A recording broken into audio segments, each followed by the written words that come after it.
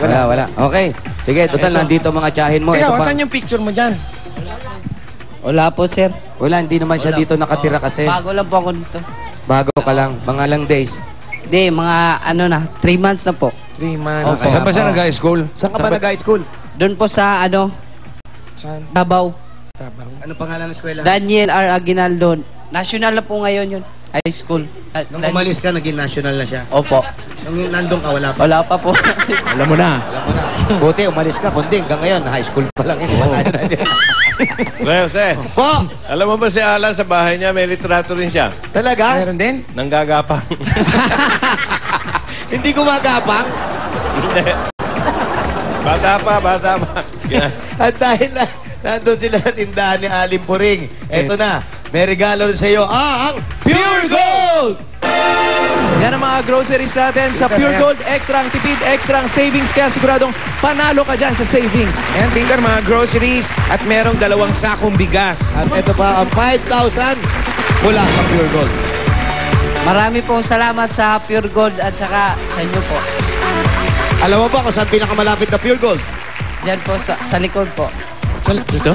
Likod. Sa Pure Gold. Hindi, Wala akong makita eh. Nakikita mo ba, Paolo? Lugar nila.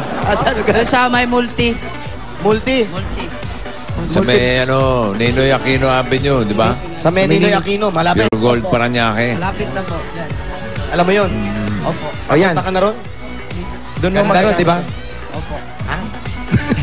So, bakit siya pumunta ng Manila? Yan. Peter, bakit ka ba pumunta ng Maynila? Sa Palaran lang po eh. Wala, kapos po din. Sa Palawan. Sa Palawan, Sa sa Manila, Maynila ka sa Manila. napunta. Sa Maynila ba? Sa Palawan? Babosing. Saan talaga? Maynila, Palawan.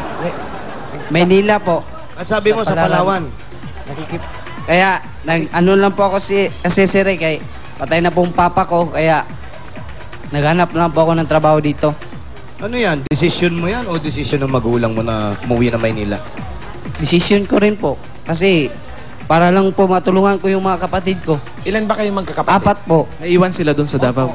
Ikaw ang pangalan. Kaya nga po, kumusta lang po raw ako dito. Okay lang po raw ako ba? Batiin mo ngayon. Siguro nanonood na sa sila. Davao. Binabati ko pala yung mama ko dyan sa Davao. Yung mga kapatid ko. Salitan Davao. Batiin mo sila. Bisaya. Kumusta na ka mo diha?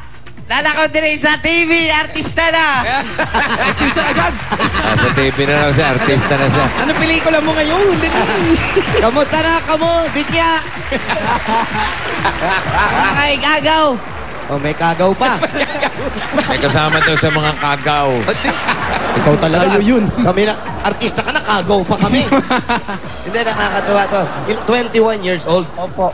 Anong trabaho ng nanay mo? Wala na po eh. Kahira po siya dun sa mga tindahan po namin. Kaya, ayun, nag-lay-off na po siya. Lumay-up, napilayan din. Leo. Basketball? Di, lay-off. Ha? Lay-off. Lay-off. Ano ba yun? Kala ko Wala na lay-up. po siyang trabaho. Anong tindahan namin? May tindahan kayo sa... Hindi po. Yung nagtatrabaho lang po siya. Kahira po. Tapos pinauwi ka, ikaw ang nag-decision umuwi para matulungan mo yung mga kapad mo. Opo. Bakit? Para lang, nag-aaral po kasi sila eh. Sayang din po, mag-graduate na po ngayong taon. Tapos ikaw College. matagal pa. Oo. Eh, ayaw mo 3 bang... buwan na siya rito. Wala pa siyang nahahanap ng trabaho. Yun nga, 3 buwan ka na, wala ka pa nakukuha ng trabaho. Wala pa po sir eh. Bakit? May mga pinaplayan ka naman. Baka hindi ka Meron. naman nag-a-apply. Paano ka Nag-a-apply makakakuha na ng po eh. trabaho? Babalikin ako ngayon 24. Babalik ka sa 24. 25 po. I-interview na to. Interview na po. Saan to? Diyan sa Saan?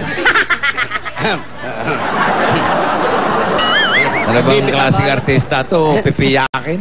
Bossing, nagbibinata. 21. Naging artista pala to ang screen name niya, si Kagaw. Umiwas ka sa pagkain ng manok, ha? Nakakapamok, ha?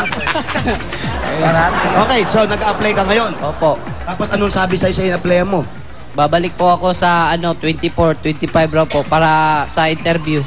24 o 25? Alin dun sa- 24, 25. Bali, dalawang interview. araw. Dalawang araw ka interviewin. Siguro marami sila. Maraming tanong siguro. Tanong. Yung ibang tanong, hindi ko po nasagot, kaya pinaulit po ako Ano yung mga tinanong sa'yo? sa pag-ano po sa janitor po. O ano, gagaya ng? Mga chemicals, hindi ko pa kasi nakabisado yung mga chemicals eh. Magaling si Jose dyan. Chemicals lang. Si Jose magaling. Alam mo, pag chemicals ang pinag-uusapan. Chemist yan, chemist. Oo. Ako, chemist ako. Chemisis ako maasa. Eto, anong unang tanong sa'yo sa chemical? Sige, tanong mo sa akin. Baka natatanda mo. Sige. Tulungan Yung mo. ano po, yung Ano? mga disinfectant na sa mga CR po. Sa CR. Ngayon, pag pinag-uusapan ng CR, yung mga germs na kumakalat sa CR, pag pumasok ka dyan, di ba may mga ano dyan, Opo. yung mga ali-alikabok, yung mga libag-libag ng ano. So, yung lang gagawin mo, kukuha ka ng sabon. Pag kuha mo ng sabon, kukuha ng tubig. Pag kuha mo ng tubig, iligo mo ngayon. Pag naligo ka, yung pansabon doon sa kanila mo gamitin. Para matipid ka, nakapaligo ka na, nalinis mo. Nalinis mo pa yung CR. So, yan ang sinasabi. Malinis na ang CR, malinis pa ang kabilang kapaligiran. Kaya eto na, 10,000 para sa'yo. 1, 2, 3, 4, 5, 6, 7, 8, 9, 10,000 pieces. Ito na. 10,000 mula sa Itbulaga. Para sa pamilya mo yan, sa Oo nga Davao. po eh. Nagpapasalamat po talaga ako dito, sir eh.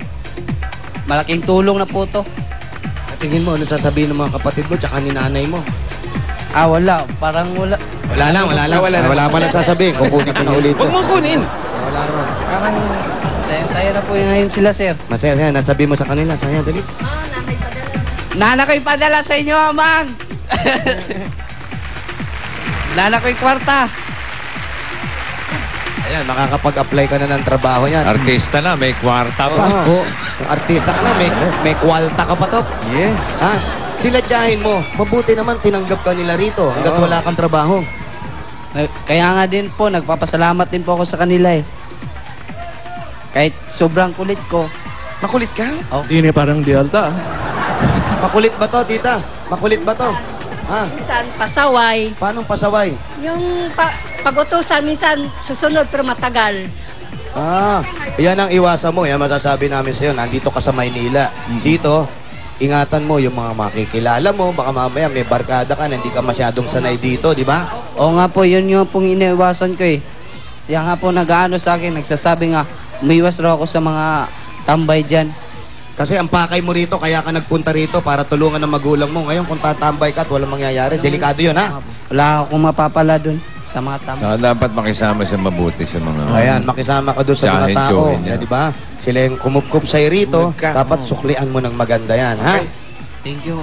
At eto naman, para doon naman sa mga kapatid mo, bibigyan ka na namin ngayon ng another 10. 10,000 pieces! 1, 2, 3, 4, 5, 6, 7, 8, 9, 10,000 pieces! Para sa nanay mo at mga kapatid mo na nasa Davao. Maraming salamat po, Kuya. Ano? Big. Busing at sa Ako yun yan. Jing, sabi siya, kamukhaan na kita. Maraming salamat po sa Itbulaga. Ayan. Ngayon naman, at Alam mo, natutuwa na ako sa'yo kanina, pero...